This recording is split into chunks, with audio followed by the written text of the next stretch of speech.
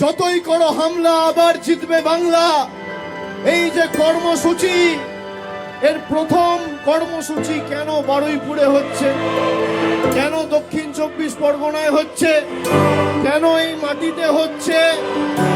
তার কারণ আমরা যখন কোনো শুভ কাজে বেরোই তখন মা বাবার আশীর্বাদ নিয়ে বেরোতে হয়।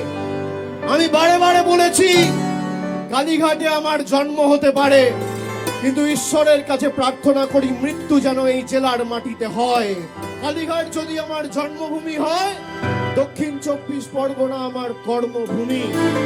তাই আপনাদের সকলের আশীর্বাদ নিয়ে, ভালোবাসা নিয়ে আজ থেকে এই লড়াই শুরু করলাম বাংলার মাটিতে।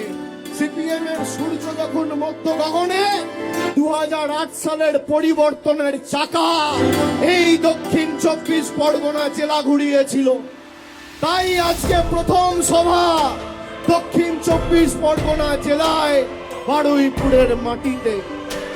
জয় বাংলা।